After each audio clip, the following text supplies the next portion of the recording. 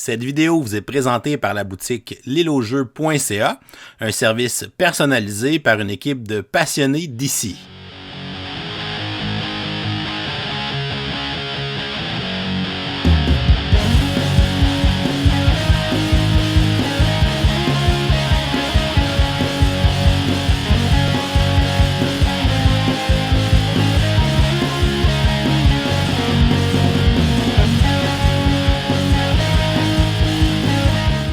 Bonjour chers amis joueurs, ici LP, bienvenue à ce nouvel épisode de Kickstarter 101 or Not dans lequel je te présente le jeu Nova Aetas Renaissance, qui est la deuxième édition de ce jeu-là en tant que tel, puis qui est aussi une relecture du jeu Ciné Tempore, qui est un jeu de science-fiction de Ludus Magnus Studio, ceux qui ont fait Black Rose War, entre autres. Fait que c'est un jeu coopératif de type Dungeon Crawl qui se passe à l'époque de la Renaissance italienne, à laquelle on a saupoudré un peu de sorcellerie, de magie et de créatures fantastiques.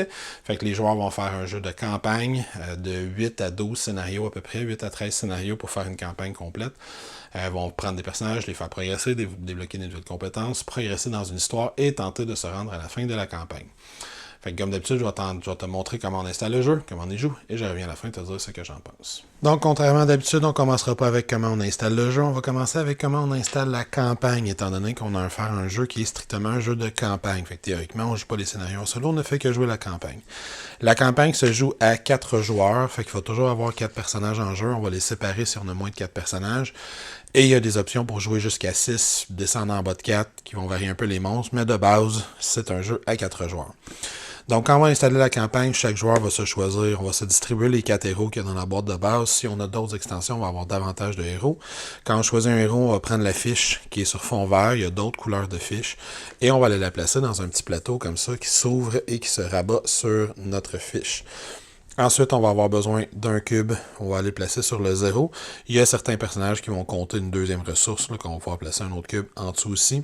Ça va nous donner les statistiques de notre personnage et ses accès à différentes compétences.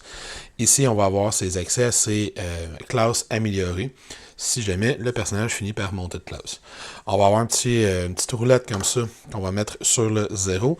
Et chaque joueur va commencer avec des équipements de départ qui lui sont spécifiques. Par exemple, ce personnage-là, Valerio, va commencer avec ces 3 équipements-là, une épée, une cape et un bouclier. Les joueurs vont tous faire exactement la même mise en place. Et sur les fiches de campagne, comme ça ici, on va aller commencer à écrire et à tenir note de qu'est-ce qu'on a comme campagne. Fait que les fiches de campagne, on va avoir 2 fiches. On a une fiche où on va avoir les ressources de notre campagne, les équipements qu'on a, des cartes réussites, les missions qu'on va avoir fait, si on les a réussi, si on les a ratés, des missions annexes qu'on va débloquer, fait que des espèces de side quests. Et on va avoir une deuxième fiche sur laquelle là, on va aller écrire quel joueur contrôle quel héros, les évolutions que ce héros-là va avoir, l'expérience qu'il va gagner, les compétences qu'il va développer, les cartes destinées qu'il a faites, des espèces de cartes d'objectifs personnels, s'il y a des blessures graves, s'il y a des réussites qui sont spécifiquement reliées à un héros. On va aller écrire ça sur cette fiche-là. Fait que donc, la fiche de héros, comment fonctionne-t-elle? Mais on va avoir ici les statistiques de base du héros qui sont à droite. Fait qu'on va avoir sa vitesse, son agilité, sa force, son intelligence et son nombre de points de vie. Ces caractéristiques-là ont des chances d'augmenter en cours de partie. Si c'est le cas, on va les mettre un cube à côté pour indiquer que cette caractéristique-là a plus 1. Et de l'autre côté, il y a les pouvoirs que le personnage peut développer qu'on va acheter avec de l'expérience. Quand on achète un pouvoir, on va l'écrire sur sa fiche personnelle là-dessus, ici. Et au début de chacun des scénarios, les joueurs peuvent équiper un nombre de pouvoirs qui correspond aux icônes qui sont ici sur la fiche, ici en bas de l'image. Fait qu'on voit que je peux équiper un pouvoir rouge, 2 pouvoirs bleus, un pouvoir mauve et un pouvoir vert. Fait que les pouvoirs qui sont équipés, une fois qu'on les a achetés, si on veut les équiper pour la partie suivante, on va tout simplement les mettre des cubes vis-à-vis le dit pouvoir pour montrer que ces pouvoirs-là vont être actifs pendant la première partie. Certains pouvoirs sont actifs, donc des compétences qu'on utilise, d'autres sont passifs, d'autres vont être des pouvoirs qui vont donner des mots-clés, etc., etc. Éventuellement, les joueurs vont progresser dans la campagne et vont progresser aussi dans les cartes destinées, qui sont les cartes d'objectifs personnels de chacun des joueurs. Il y en a 6 qui sont disponibles. Il y en a 4 possibles qui vont être faites sur les 6 dans une campagne pour un personnage. Et une fois qu'on a réussi la deuxième carte de destinée, on peut dépenser 2 points d'expérience pour améliorer la classe de son personnage. Quand on va réussir à faire ça, ce qu'on va faire, c'est qu'on va choisir l'une des deux classes qui correspond à cette classe de personnage-là ici. Fait que lui, il peut s'améliorer en chevalier ou en mercenaire. Ça va modifier les caractéristiques qu'il va avoir. Disons que dans mon cas, moi, je vais l'améliorer en chevalier. Ben, on va avoir une fiche qui ressemble à ça ici, qui va venir la remplacer. Fait que côté rouge pour le mercenaire, côté bleu pour le chevalier. Fait que je vais aller placer ma fiche de chevalier comme ça ici. Ce que ça change, c'est que premièrement, on va avoir une amélioration de caractéristiques. On va le savoir. On a une petite fiche comme ça ici qui rappelle tous les pouvoirs qui peuvent être accessibles par le personnage. Et on va dire sur le côté chevalier, j'améliore une de ces deux caractéristiques-là. Sur le côté mercenaire, j'améliore une de ces deux-là. Fait que disons que je choisis chevalier, peut-être que je pourrais décider d'avoir un 6e point de vie, comme ça ici, dans mes options. On voit qu'il y a plus d'options de pouvoirs qui peuvent être activés pendant un tour, pendant une partie, dis-je. Donc, lui, il pourra avoir jusqu'à 6 choix de compétences, mais il va quand même en avoir seulement 5. Ça fait juste lui donner plus de versatilité, plus de possibilités. Fait qu'il va pouvoir, au début d'un scénario, quand même équiper un de ses 3 pouvoirs rouges, 2 pouvoirs bleus, 2 pouvoirs mauves et ou un pouvoir vert. Mais là-dessus, on se rappelle juste 5 sur les 6. Les personnages vont également avoir des fiches qui vont ressembler à ceux-ci, qui vont être des rappels, tout simplement, des pouvoirs. Qu'est-ce qu'ils font? Fait que chaque joueur a des descriptifs spécifiques pour ses pouvoirs. Fait que tous les pouvoirs verts sont sur la carte verte, tous les pouvoirs bleus sont sur la carte bleue. Puis si j'avais choisi l'autre classe, tous les pouvoirs rouges, donc associés à l'autre classe, ils seraient sur la carte rouge. Fait que dans mon cas, on peut tout simplement superposer ces deux cartes-là comme ça, les mettre pas loin de sa fiche de joueur, et ça me fait un aide-mémoire pour tous les pouvoirs, pour toutes les possibilités, les compétences que je pourrais avoir débloquées en cours de partie. Fait que c'est pas mal ça pour les joueurs, comment ils vont fonctionner. Évidemment, il y a d'autres règles pendant les scénarios en tant que tel. Maintenant, quand on va vouloir jouer un scénario en tant que tel, ce dont on va avoir besoin pour un scénario, c'est d'aller choisir le scénario qu'on va vouloir faire. Ils vont tous être dans des enveloppes comme ça, puis dans chaque enveloppe, il va y avoir un deck de cartes. Les scénarios vont être numérotés et sur notre fiche de campagne, on va écrire quel scénario on a fait et où on est rendu. Quand on ouvre un scénario, il y a toujours une carte de prologue comme ça ici, qui va nous demander d'aller chercher du matériel de jeu spécifique, qui va nous expliquer les légendes et qui va nous dire de révéler quelque chose ou d'aller lire dans le livre de scénario. Fait qu'on a un gros livre de scénario que je vais vous montrer dans quelques instants. Fait qu'on peut nous dire par exemple d'aller chercher certains mini spécifiques. Stradio, arquebusier, ce sont des ennemis qu'on peut aller chercher. Échelle, ce sont des jetons. Arbre, des jetons également. On a des maisons. On me dit quelle tuile aller chercher. Dans ce cas-ci, c'est la tuile 1B, 5B. On me dit d'aller chercher un jeton de levier et un jeton de point de concentration. Fait qu'on me demande d'avance d'aller chercher divers éléments de scénario. Et les éléments de scénario, il y en a pas mal. Fait que quand on me demande d'aller chercher des tuiles, les tuiles sont toutes identifiées par des numéros. Fait qu'il peut y avoir les tuiles 1, 2, 3, 4. Il y a des tuiles que ce sont des lettres. Il y a des tuiles qui sont spécifiques à différents scénarios. Elles sont toutes recto-verso. Il peut y avoir des bâtiments qui sont en 3D, qui sont relativement faciles à assembler et à défaire en fin de partie. Il peut y avoir des arbres, il peut y avoir des jetons de concentration, c'est ça ici, il peut y avoir des petits arbustes, il y a un paquet de figurines. On a beaucoup de jetons qui peuvent être utilisés, des jetons d'événements, des jetons de pierres précieuses, des activations d'ennemis, etc. Fait qu'il y a un paquet d'affaires, fait qu'on ramasse ça, tout ce qu'on nous demande de placer avant la partie. Et généralement, pas généralement, dans toutes les cartes de scénario, une fois qu'on a tout là, ce qui est demandé, on va révéler une carte. Ils vont nous dire révéler la carte 1. Carte 1 qui était numérotée ici.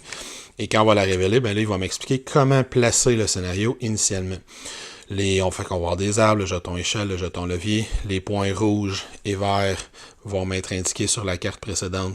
Ils correspondent à quelle figurine, fait qu'on fait tout simplement faire cette mise en place-là. Les ennemis, eux, vont avoir deux autres identifications qui leur sont associées. Les ennemis ont chacun une carte, fait que dans ce cas-ci, on m'avait demandé de placer un Stradio et un arquebusier. Fait que je vais avoir des jetons, des cartes, dis-je, Stradio arquebusier qu'on va placer pour que tous les joueurs y aient accès. On va y revenir sur comment ils fonctionnent exactement. Et les ennemis ont aussi des séries de jetons qui ressemblent à ceci. Les jetons sont numérotés pour avoir une plus grande facilité à les retrouver.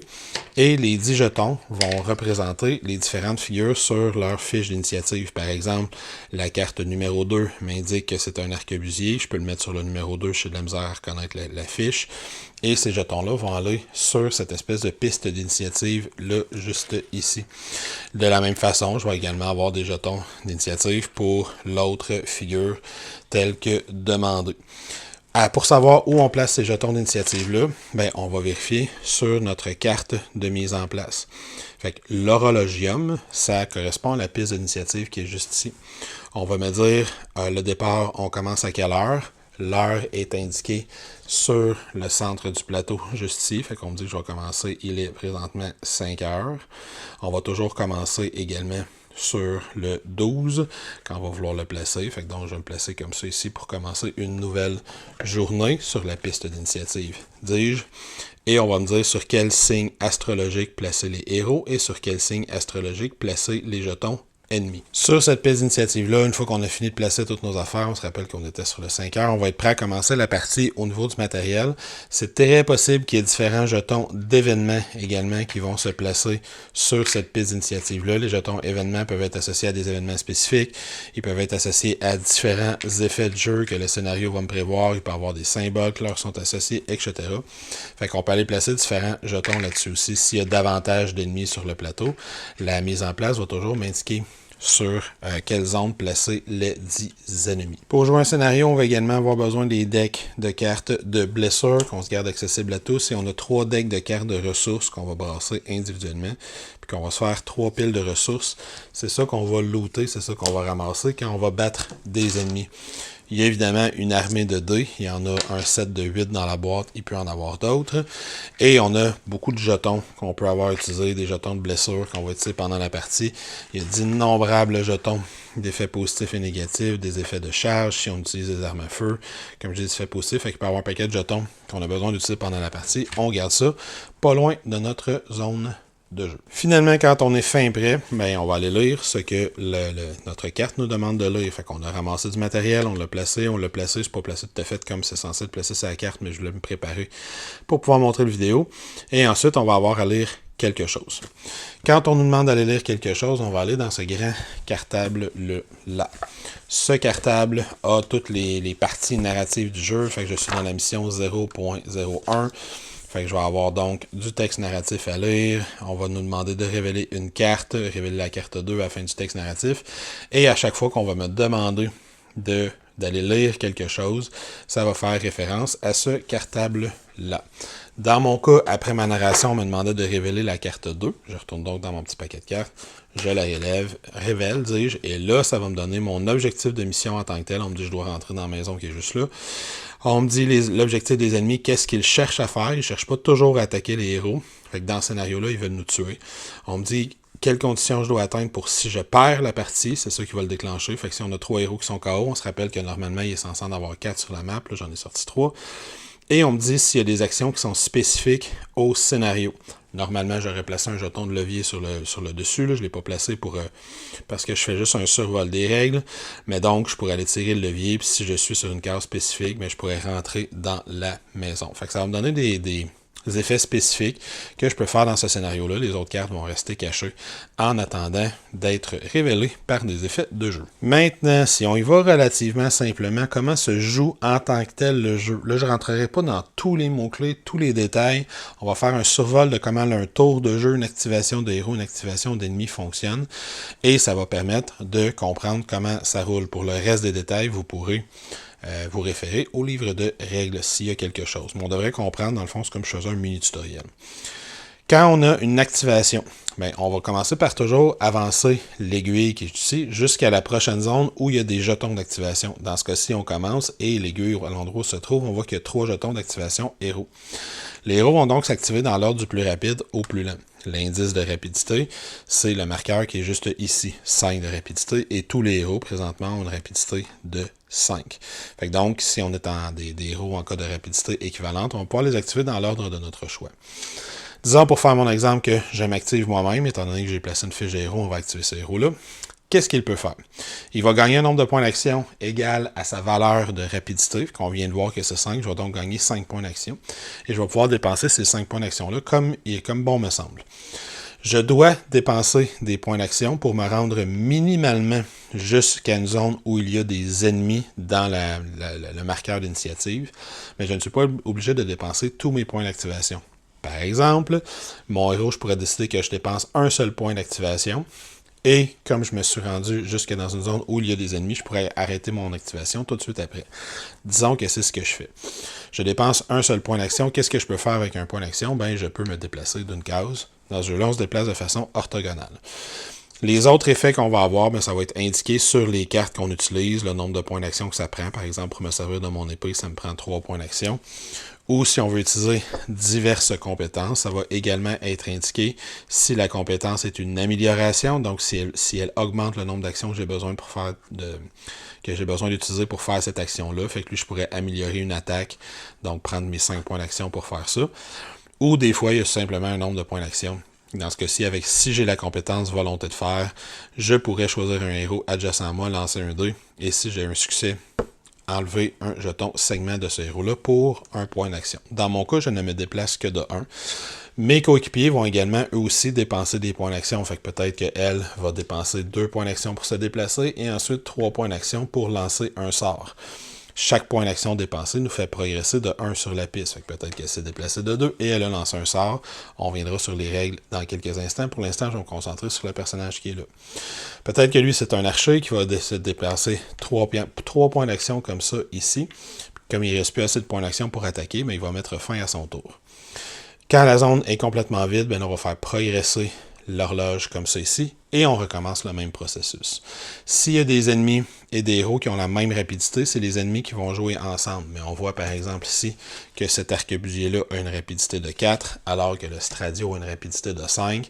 Dans l'ordre, ça va donc être le Stradio qui va jouer, ensuite ça va être moi, puis ensuite ça va être l'arquebusier qui va terminer le tour. Cela étant dit, expliquons les effets quand c'est un joueur qui attaque. Disons par exemple qu'on était dans cette situation-ci.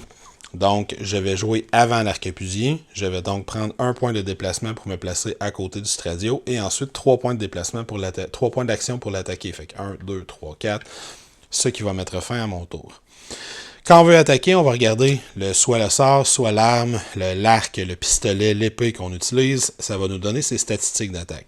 On voit que cette arme-là a une portée de 1, peut attaquer une seule cible, n'a pas de range, n'a pas donc de portée, ça veut dire que je ne peux pas attaquer de loin. Je vais utiliser ma caractéristique de force, fait que la main, et je vais appliquer un effet de plaqué à la fin de mon attaque. Ma caractéristique de force est imprimée sur mon plateau. On voit qu'en tant que chevalier, j'ai une force de 4, ce qui veut dire que quand je vais attaquer avec mon épée, je vais lancer 4 dés. Quelle est la valeur que je cherche? Ben, je vais regarder sur la fiche de mon personnage. Comme je lui fais une attaque physique, je vais vérifier, puis je vais essayer d'atteindre une valeur de 6. Je sais que je lui fais une attaque physique parce que sur mon arme, il y a un point rouge. Si c'était un point bleu, ça serait une attaque magique.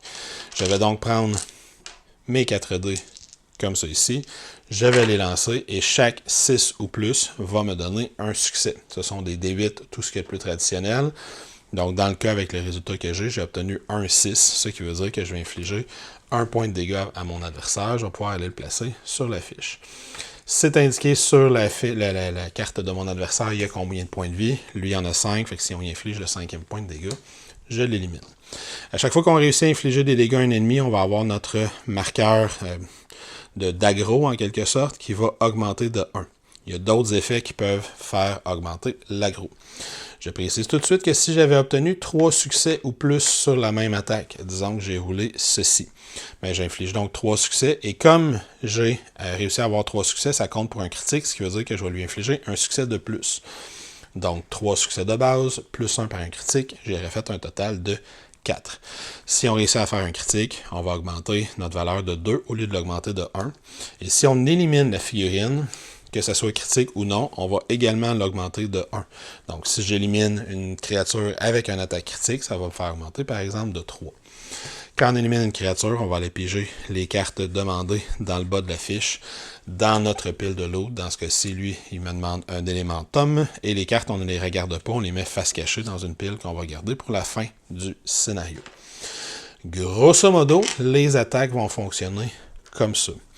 Une grande panoplie d'attaques vont avoir des mots-clés à la fin. Empoisonné, malédiction, plaquer, etc. Chaque mot-clé a un effet spécifique. Dans le cas de plaquer, par exemple, ça repousse mon ennemi d'une case et je peux rentrer dans la case à l'intérieur. Fait que lui, comme il agit un peu comme tank, ça permet de contrôler un peu les ennemis où ils vont se trouver. Mais il peut y avoir des dizaines d'autres effets et il y a plusieurs effets qui vont donner des jetons négatifs. Les jetons négatifs, si on a à en chercher, ce sont tous des jetons carrés rouges. Par exemple, si on a le jeton de saignement, on a un jeton de ralentissement, d'entrave, de sonner, d'étourdissement, de malchance, etc. Il y a un paquet d'affaires qui peuvent arriver. Comme je dis, je ne rentrerai pas dans tous les détails. On a un petit livret qui explique tous ces effets-là, un à un. Mais grosso modo, l'attaque physique va fonctionner comme ça. Les attaques magiques vont fonctionner un petit peu différemment. Disons que j'ai mon personnage de druide qui est juste ici, par exemple, qui voudrait lancer cette attaque magique-là, colère spirituelle. On voit que ça lui prend 4 d'action. Fait qu'il va donc s'avancer de 4. Et il va pouvoir appliquer les effets de l'attaque. Je sais que c'est une attaque magique grâce au petit losange bleu qui est juste ici. Mais là, on me dit qu'on va utiliser l'esprit, donc l'intelligence, plutôt que la force. Le druide va avoir 3. Et on me dit que ça me prend 2 succès pour réussir l'attaque. Dans ce cas-ci, c'est pas plus j'ai de succès, plus mon attaque est efficace. C'est une valeur fixe. Donc, vu qu'il y a une valeur de 3, on va lancer les dés. Que sont des succès? Bien, des succès, c'est 5 et plus. Tout simplement. Fait que dans ce cas-ci, j'ai réussi à avoir 2 fois 5 ou plus. Donc, je vais activer l'effet. L'effet me dit, pour chaque étoile, j'inflige un dégât, puis pour chaque petit astérisque, plutôt, j'inflige un dégât. Pour chaque étoile, j'en inflige 2. Les étoiles et les astérisques, on va les retrouver sur les faces de dés comme ça. Fait que comme j'ai réussi à lancer mon jet, on voit que j'ai une étoile sur le 5, j'ai une autre étoile sur l'autre 5, puis j'ai une autre étoile sur le 7. Fait en lançant ce sort-là, j'ai eu 3 étoiles, ce qui veut dire que j'infligerais 6 de dégâts à ma cible, ce qui aurait été très efficace, j'ai réussi à le faire comme ça. Et les attaques magiques vont fonctionner comme ça. Il va y avoir des tonnes et des tonnes de sorts. C'est pas toujours des sorts offensifs. Par exemple, je pourrais peut-être lancer ce sort de nécromancie qui dit que je peux, à une portée de 5, lancer le nombre de dés que j'ai en esprit plus 1. Ça me prend 2 succès, ça me prend 2 actions faire ça. Et je vais justement donner un jeton avantagé à la cible. Je peux en plus subir un point de dégâts pour que la cible reçoive un jeton chanceux, des jetons blindés. On se doutera que les jetons avantagés, chanceux et blindés, ce sont ces 2 jetons-là, ces 3 jetons-là ici, en fait, chanceux, avantagés, blindés. Ces jetons-là vont avoir des effets positifs, évidemment, pour les joueurs, vont pouvoir les dépenser plus tard dans la partie. Et les sorts fonctionnent pas mal comme ça. Quand c'est au tour des ennemis de s'activer, ils vont fonctionner sensiblement de la même façon que les héros. Ils vont avoir un certain nombre d'actions à dépenser. Disons par exemple ici, ça serait le Stradio qui s'activerait. Le Stradio a donc 5 points d'action à dépenser. Ce qu'on sait, c'est que lui va toujours les dépenser au complet, peu importe s'il réussit à tous les utiliser ou non. Ensuite, il va tenter d'activer ses actions en fonction de l'objectif du scénario. On se rappelle que dans ce scénario-là, il veut attaquer les héros. Quel héros il va choisir pour attaquer? Bien, il va attaquer celui qui a présentement le plus d'aggro. Fait que même si, par exemple, on était dans cette situation-là, comme avec 5 points d'action, on voit que sur sa carte, ça lui prend 3 points d'action pour attaquer. Fait que comme avec 5 points d'action, il se rend à Valerio, bien, il va dépenser 2 points d'action pour se rendre, puis ensuite, il va dépenser 3 points d'action pour l'attaquer.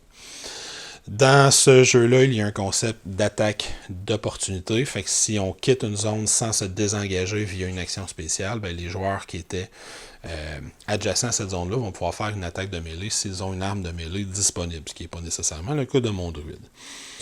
Donc, les attaques, comment ils fonctionnent? Bien, eux ne lanceront pas de dés, contrairement aux joueurs. Ce sont les joueurs qui vont lancer les dés. Le principe reste le même par contre. Il va faire 4 points de dégâts et moi, je dois me défendre avec ma force. Mon jet de défense a une difficulté de 5 et plus. On se rappelle que Valerio a une force de 4. Je vais donc lancer 4 dés. 5 et plus, j'ai un succès. Ce qui veut dire qu'il y a 3 des 4 points de dégâts qui passent. Je mangerai 3 de dégâts. Évidemment, les joueurs vont avoir toutes sortes d'effets qu'ils vont pouvoir utiliser pour se défendre. On voit par exemple que sur mon bouclier, c'est indiqué qu'au début de mon activation, s'il n'y a pas de jeton de blindage sur le bouclier, j'en mets un, qui n'en avait pas la dernière fois que Valerio a joué, donc il y en aurait un ici, les jetons de blindage, on va les dépenser pour bloquer les dégâts. Donc au lieu d'en prendre 3, j'en prends seulement 2. Certaines cartes ont également de la résistance. S'ils ont de la résistance, ça va nous permettre de mettre des points de dégâts sur les cartes jusqu'à un maximum de sa valeur de résistance. Fait qu'une fois dans la mission, mon armure de cuir va bloquer un dégât. Ce qui est le cas, ce qui veut dire que Valerio ne mangerait qu'un seul point de dégâts Les joueurs vont également avoir des pouvoirs passifs. Dans le cas de Valerio, ces pouvoirs passifs vont dépendre de la classe. Dans le cas de l'écuyer, quand il était de sa première classe, la classe verte, il va faire un point, je pense qu'ils appellent ça de la destinée, pour chaque point de dégâts qu'il va recevoir. Donc la destinée, on va la pister juste ici. Et on peut dépenser ces points-là pour activer des habiletés spéciales. L'habileté qui est juste en dessous ne peut s'appliquer qu'une fois par mission. C'est la même chose pour tous les joueurs. Dans son cas, il pourrait dépenser 3 points destinés pour prendre une attaque avec un temps de plus, donc ça aurait un coût d'action supplémentaire, mais l'attaque serait plus puissante. Et ces habiletés-là vont s'améliorer avec le temps. Si Valerio devient chevalier, on voit que son passif va changer. Il va plutôt faire un point de destinée chaque fois qu'il va recevoir une attaque sans recevoir de points de dégâts. Ou c'est les mercenaires, il va garder le même passif. À chaque fois qu'il reçoit un point de dégâts, il va faire un point de destinée avec des habiletés qui vont changer selon la classe. Donc, si on fait des points de destinée, on va pouvoir les accumuler pour les utiliser plus tard, mais le pouvoir ne s'utilise qu'une fois par mission. Les ennemis ont également, eux aussi, des effets qui vont s'activer quand ils attaquent. On voit par exemple que le Stradio, quand il m'attaque, il va également me donner un jeton de saignement, ce qui veut dire que je vais prendre un jeton de saignement, je vais aller le placer sur ma fiche. À moins qu'un joueur réussisse à me l'enlever quand je vais me réactiver, je vais perdre un point de vie supplémentaire. Et ensuite, on continue les activations pas mal comme ça. Fait qu'on voit ici dans l'exemple que je tournerai la flèche juste comme ça. Ici, ça serait donc autour de l'arquebusier. Je sais qu'il va dépenser exactement 4 points d'action parce que c'est ça qu'il a. Il va faire une attaque à 2, il va attaquer lui aussi. Il va attaquer Valerio, étant donné que Valerio, c'est lui qui a le plus d'aggro.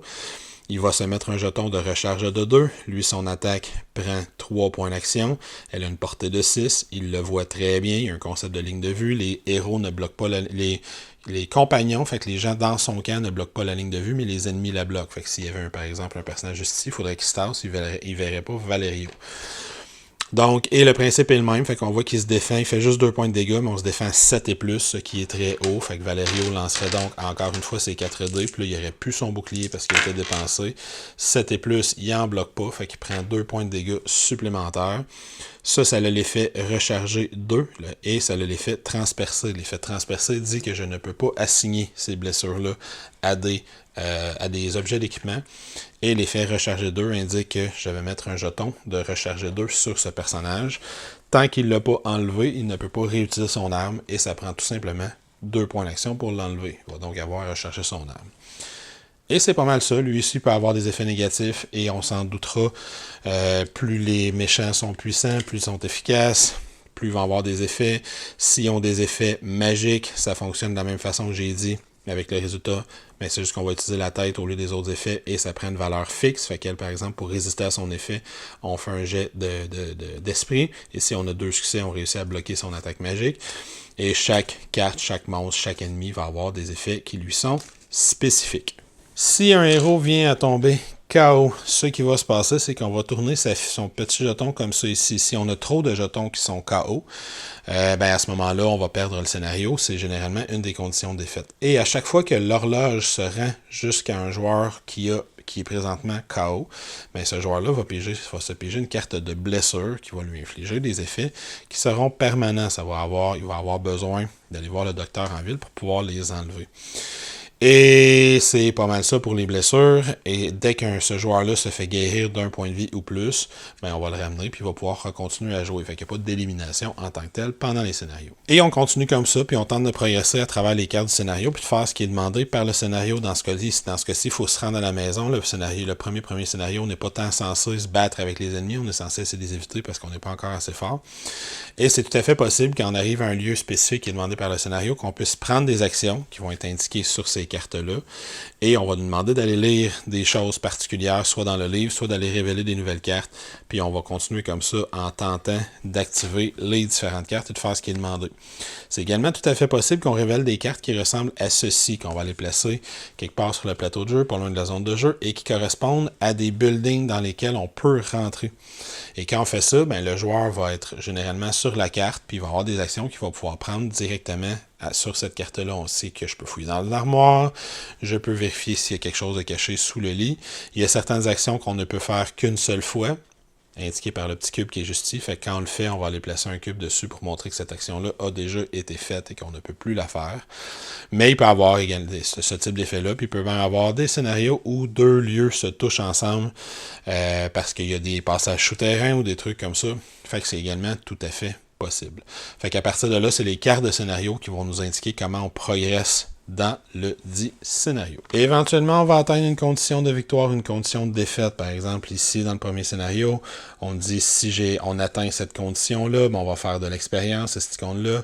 On va gagner des cartes de destinée, dont j'ai déjà parlé, qui sont les objectifs personnels des joueurs.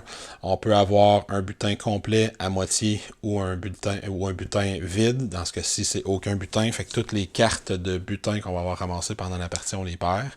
Si c'est un butin à moitié, on va prendre les cartes de l'autre qu'on a eu, on les brasse, on en garde à moitié. Puis si c'est le butin au complet, là, on peut tout simplement les révéler et écrire sur notre fiche de campagne qu'est-ce qu'on a trouvé.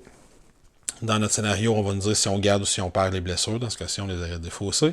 Puis ensuite, on va nous indiquer comment progresser dans la campagne. Lui me dit, on fait une phase de repos dans la ville de Roma. Et ensuite, on va commencer le scénario 0.1, qui est le vrai premier scénario. Le scénario 0.0 étant le tutoriel. Grosso modo, pour la campagne, il va rester expliquer comment la phase de repos fonctionne, comment la phase de voyage fonctionne. Donc, dans la phase de repos, comme je l'ai déjà dit, on va commencer par aller marquer son expérience. On n'ira pas dépenser cette expérience-là ici. Ici, on va juste marquer on en a fait combien au total pour pouvoir se rappeler si jamais on fait une erreur. À l'endroit où on va dépenser nos points de compétence, c'est ici. Fait qu'on va acheter diverses compétences puis écrire ils nous ont coûté combien ici. Si on améliore des caractéristiques, on va pouvoir cocher ça. Si on réussit nos différentes cartes de destinée, on voit ici avec 2 accents aigus, on va pouvoir aller cocher ces cases-là aussi. Une fois qu'on choisit notre classe avancée, on va aller l'écrire là. Sur ces fiches-là, on va également écrire tout ce qu'on a gagné en termes de ressources. Fait que selon le type de butin qu'on a eu, par exemple, cette carte-là désigne un bois, fait que je me rajouterai un bois ici. Et toutes les cartes trésors vont nous donner différentes ressources qu'on va aller écrire sur cette fiche-là. Il y a 3 catégories de ressources, mais d'une façon ou d'une autre, ça va tout en aller là. Si on trouve l'équipement, ça va aller juste ici. Quand on est dans une phase de repos, on va avoir la carte de la ville où on se trouve. C'est une carte pour toutes les villes, c'est toujours la même chose. Et chaque joueur va pouvoir prendre une des actions là-dedans. Fait qu'on va pouvoir dire, moi par exemple, je vais au marché, moi je m'en vais voir le chirurgien, puis moi je m'en vais à l'auberge. Puis on fait tout simplement ce qui est écrit dessus. J'ai attiré l'attention au chirurgien, c'est à cet endroit-là, on va enlever nos cartes blessures, généralement en payant le coût qui est ici. Fait qu'ici 3 florins, ça va pouvoir me permettre d'enlever des cartes blessures. Au marché, on va pouvoir aller acheter potions et équipements. Et l'artisan va nous permettre de fabriquer des nouvelles cartes d'équipement. Peu importe qui va à l'artisan, il va pouvoir en fabriquer tant qu'il veut, que ce soit pour lui ou pour d'autres joueurs. Fait qu'on a un gros paquet de cartes comme ça ici, que c'est un paquet de cartes formule. Et ça va être écrit dessus qu'est-ce que ça nous prend pour pouvoir le construire. Par exemple, si je voulais fabriquer ce magnifique cube de téléportation, il m'en coûterait 1 florin en plus de tous ces matériaux-là. Et si c'est le cas, on va pouvoir tout simplement le révéler puis le donner à un joueur de notre choix. C'est précis dans les règles, à ma grande surprise, que tout est accessible dès la première partie. Fait que tu peux garder tout ce paquet-là puis commencer tout de suite à te dire comment tu vas essayer de vouloir bâtir tes divers personnages. Il y a des potions, il y a différents types d'équipements. Il y a des armes, il y a des potions, il y a des armures, il y a des casques, il y a des bottes, des gantelets, des sorts magiques qui vont être indiqués par un petit parchemin, des livres, etc. Il y a évidemment des limites de restrictions. On a droit à 2 mains, on a droit à 3 équipements comme ça de potions, on a droit à une armure et un casque. Fait casque comme ça, armure comme ça. Et on a le droit, je pense que c'est à 3 sortilèges d'équiper en même temps qui ont cette icône-là aussi. Les sortilèges, il faut également avoir accès à ça. Fait que les personnages vont dire, par exemple, la machienne, quand elle devient la classe avancée, elle peut devenir une chronomancienne, donc avoir accès à la chronomancie, ou une nécromancienne. Avoir accès à la nécromancie, évidemment. Il y a un barde dans le jeu, il y a d'autres classes, transmutation, le druide, il peut avoir de l'animisme, etc. Fait qu'il y a tout plein d'affaires que tu peux construire, puis tu as accès à tout. Le Médicéo, soit dit en passant, qui est le Mandalorien, lui a accès à la construction de gadgets également. Et quand on a fini notre phase de repos, on va tourner cette carte-là de l'autre côté et on va préparer notre prochaine phase de voyage. Si le scénario nous a dit de sauter la phase de voyage, on la laisse faire. La phase de voyage, elle est fort simple. On va regarder le scénario qu'on vient de faire, il est à quel endroit. Nous autres, par exemple, si notre premier scénario est à Roma et on nous dit que le prochain scénario est à Spoleto, on voit que je vais avoir une valeur de 3 de voyage à résoudre. Si j'étais à Roma et on me dit que je dois me rendre à San Marino, j'aurais un 3, 4, 5, 6, 7, fait que j'aurai un set de voyages à faire. Les voyages, c'est fort simple. On a un deck de voyage comme ça. On pige un nombre de cartes égal à la valeur qu'on a dit. Moi, c'était 3 et on résout ces cartes-là une par une en faisant ce qui est écrit dessus. Tout simplement, fait que ces cartes-là peuvent... Tu peux rencontrer des marchands qui te vendent des trucs, tu peux jouer, tu peux débloquer des missions aléatoires, des missions side quest, tu vas les débloquer beaucoup là-dedans. Par exemple, ici, je débloque la mission de chasse à l'ours, ici, je débloque la mission de chasse à la chimère, etc. Fait qu'il y a un paquet d'effets différents là-dedans. Et ça, grosso modo, c'est la phase voyage. Après la phase voyage, évidemment, on se rend à l'aventure suivante qu'on a choisie. Je précise que pour le choix d'aventure, on n'est pas obligé de toujours choisir l'aventure suivante en termes de campagne. Comme je viens de le dire, on peut débloquer des missions de chasse qui sont des missions optionnelles puis des missions annexes. Fait qu'à la place de choisir la prochaine mission de campagne, on peut choisir une des missions annexes après avoir fait notre phase de voyage. Quelques petits détails, je t'ai déjà dit que ton personnage, une fois qu'il a réussi sa deuxième carte de destinée, dans sa phase de repos, il peut dépenser 2 points d'expérience pour aller chercher sa classe avancée. Fait que dans le cas de Valerio, par exemple, on a vu que moi j'ai décidé d'en faire un chevalier. Fait que sa classe avancée maintenant ressemble à ceci, puis il y a cette carte-là en dessous pour montrer que, parce que j'ai encore accès à ses compétences de base. Une fois qu'on a choisi sa carte de classe avancée, on peut aller, ça va nous débloquer d'autres cartes équipement, par exemple. Lui, on dit équipement avancé, Valerio chevalier. Fait que dès que je deviens chevalier, j'obtiens cette carte d'équipement-là, qui est une version améliorée de mon bouclier. Ça nous donne accès également à des cartes artisans particulières. Par exemple, ici, si je dépense un d'or et 2 de métal et que je suis le chevalier avec Valerio, je peux débloquer cette nouvelle armure qui a une résistance de 2 au lieu d'avoir une résistance de 1, ce qui en fait évidemment un meilleur tank. Les cartes destinées, on va progresser jusqu'à temps qu'on atteigne la dernière. Fait qu'on va faire soit 1, 2, 3, 4, soit 1, 2, 5, 6, dépendamment de la classe qu'on a choisie. Et quand on fait la dernière, ça va également nous débloquer une dernière carte d'équipement spécifique pour ce personnage-là. Si on veut augmenter ou baisser le niveau de difficulté, il y a grosso modo 3 choses qu'on peut faire. Premièrement, si on veut que ça soit moins difficile, on peut jouer avec les cartes de signes astrologiques, les cartes du zodiaque, où on va donner une carte à chaque joueur, puis ça va lui donner un pouvoir qui est généralement qui sont tous forts. Fait que ça va améliorer tous les personnages. Moi, je joue avec ça, bien honnêtement, parce que sinon, je me fais péter. L'autre chose qu'on peut faire, surtout si on veut jouer à plus de 4 joueurs ou à moins de 4 joueurs, c'est qu'on peut jouer avec les cartes d'amélioration de monstres ou les cartes qui les réduisent. Si je joue à moins de 4 joueurs, par exemple, à chaque fois que je vais flipper une nouvelle carte de monstre, je vais piger une carte de ce paquet-là et je vais aller la coller comme ça sur le monstre. Fait que ça va modifier ses caractéristiques. Fait que lui, il est large, par exemple, fait qu'il va faire moins de dégâts. Lui, il a 2 points de vie de moins. Fait que donc, on le voit comme ça ici, il a 2 points de vie de moins quand je place la carte, fait qu'il est plus facile à battre. S'il réapparaît plus tard, là, on va voir que cette fois-ci, ce personnage-là, il a une portée de 2 de moins, une zone d'activation de 2 de moins. Donc, chaque monstre peut être modifié comme ça. Et à l'inverse, si on joue avec 5 ou 6 joueurs, on va piger de ce deck-là à la place. Fait qu'on voit qu'au lieu de baisser leurs caractéristiques, ça monte leurs caractéristiques, mais ça monte également les récompenses qu'ils vont avoir. Alors voilà, c'était les règles de Nova Aetas Renaissance. J'espère que ce fut clair pour toi. Là, je l'ai dit en début de partie, en début de vidéo, je te le redis encore, il y a beaucoup de petites choses que j'ai survolées très rapidement ou que j'ai pas expliquées en détail. Par exemple, l'espèce de zone de perception des ennemis, là, ils ont toute la deuxième valeur sur leur carte, c'est leur zone de perception, fait qu'ils vont détecter juste des ennemis qui sont dans cette zone-là. Fait que s'il y a un ennemi qui est à 5 de distance puis ils ont une zone de perception de 3, ils essaieront pas d'aller vers cet ennemi-là, ils vont aller vers quelqu'un qui a une perception qui est dans leur zone de perception. Puis il y a plein de petits détails comme ça, les pouvoirs, etc. Les jetons, tous les jetons sont expliqués dans ce petit livret-là. Fait que tout ce qui est jetons, tokens, mots-clés, pouvoir d'habileté, pouvoir d'ennemi, pouvoir de héros, etc. Tout est indiqué comme ça ici. Fait que je les passerai pas, et je ne les ai pas passés, je ne les passerai pas toutes une par une. Mais j'espère que ça t'a quand même donné une idée de comment le jeu se joue.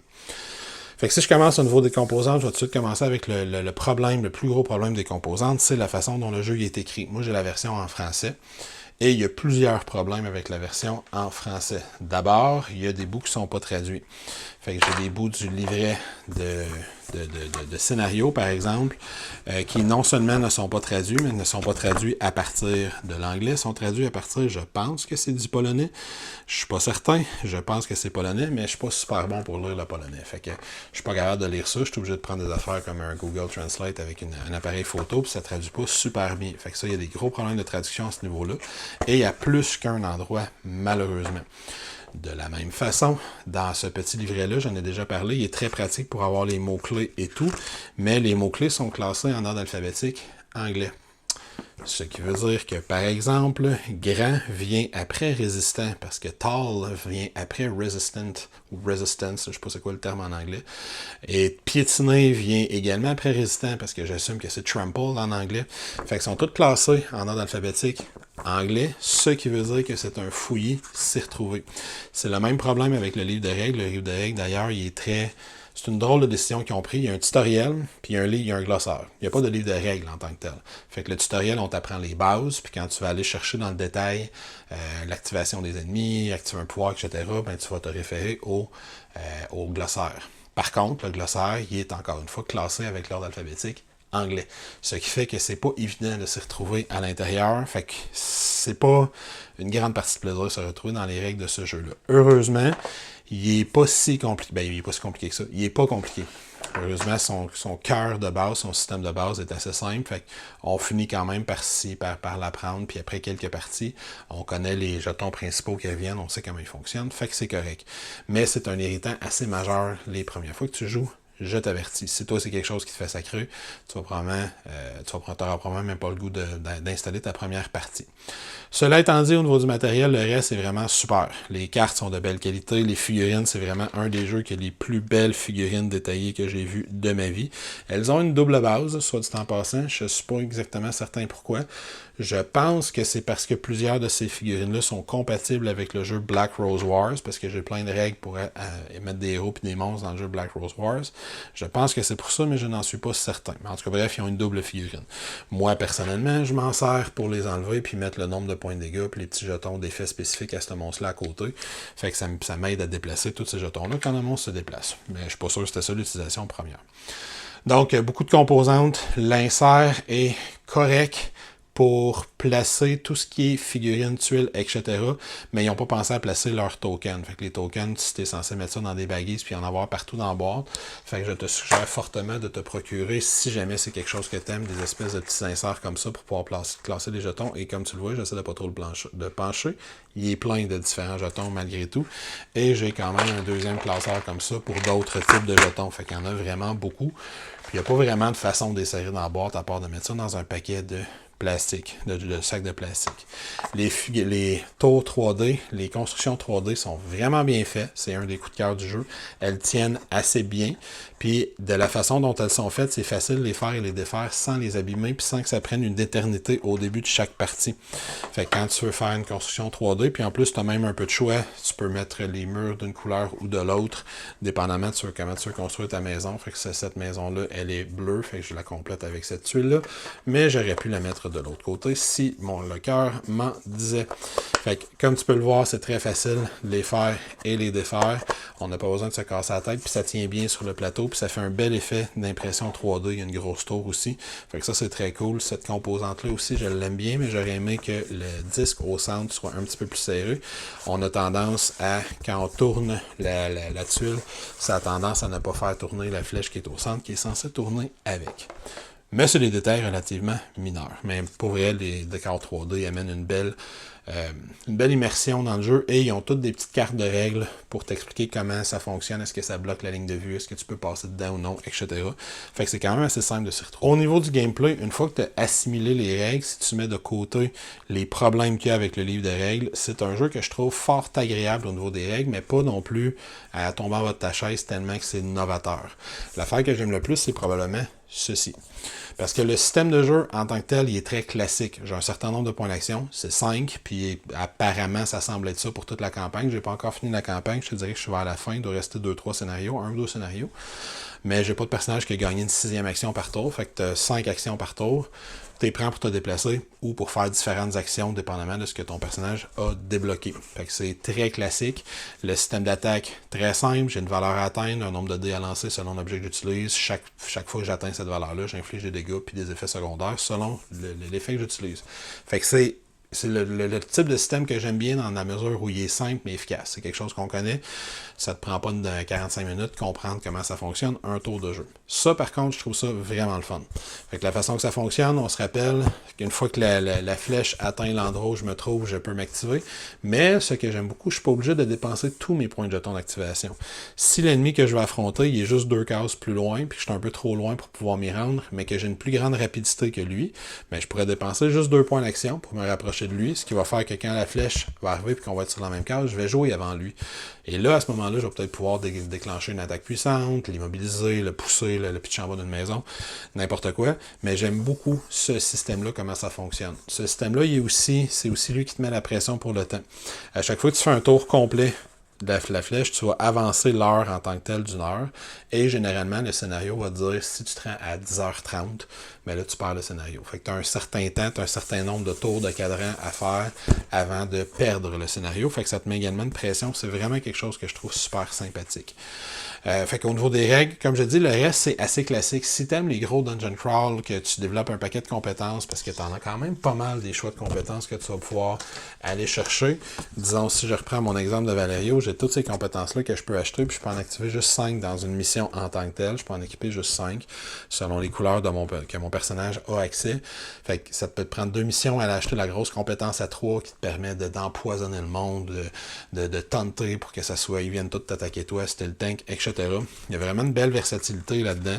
C'est intelligent comment ils ont fait le système de progression, puis les personnages sont assez différents les uns des autres. Je suis pas sûr qu'ils sont tous super bien balancés, surtout les personnages dans des stretch goals. Les personnages de la boîte de base, ils ont l'air d'être quand même assez efficaces. Les autres, ils ont l'air d'avoir besoin de peu plus d'attention, disons, pour être utilisés de façon efficace pendant un scénario. Mais jusqu'à date, j'ai essayé 6 personnages sur la dizaine que j'ai eu et je les ai trouvés tous intéressants, mais un ou deux peut-être un petit peu en arrière en termes d'efficacité et de puissance par rapport aux autres personnages. Le système de progression est très intéressant. Le système de petite carte personnelle est intéressant aussi parce que les cartes destinées te donnent un objectif que tu essaies d'atteindre avec ton personnage pendant le scénario. Puis si tu l'atteins, ça te permet de progresser vers la prochaine carte objectif qui éventuellement va faire que tu vas pouvoir monter de classe, changer de classe, débloquer des nouvelles compétences, débloquer des nouveaux pouvoirs. Fait que ça, c'est quelque chose que j'aime bien, puis j'aime bien ce genre de jet de dés-là aussi. C'est un type où tu essaies d'obtenir 4, 5 ou 6 ou plus sur le D8 pour obtenir des résultats, mais les dés ont des faces avec des symboles particuliers qui peuvent déclencher un paquet d'effets secondaires. Il y a même un personnage qui peut donner aux autres des jetons qui font que ces effets, qu'on rajoute de ces effets-là sur le dé, de ces symboles-là sur les dés, permettant de déclencher encore plus d'effets secondaires. Il y a une grande variété de monstres et ils ont été avec quelque chose que j'ai trouvé très intelligent au niveau de la construction des skulls, c'est-à-dire qu'il y a certains skulls qui s'utilisent plus qu'une fois pour différents types de monstres. Fait que la sorcière des Romains ou la gitane des créatures de la faune, ils ont la même figurine en tant que telle, ils ont le même sculpte, c'est juste que c'est pas la même carte qui est utilisée, fait que ça évite de dupliquer des figurines qui n'ont pas besoin d'être dupliquées dans le jeu de base. Donc voilà, fait que pour moi c'est une très belle découverte. Ça va être d'un jeu de l'année, peut-être d'un jeu coop ou si on se fait une catégorie jeu de campagne. On va voir comment que la campagne va se terminer. Au niveau de la narration, c'est très générique, là. On est engagé, allez là, on arrive là, on est surpris, on se fait trahir, revire-toi vers ton employeur, etc. Il ne semble pas avoir de choix narratif en tant que tel pendant les scénarios. En tout cas, j'en ai pas vu dans la ronde que j'ai faite jusqu'à maintenant.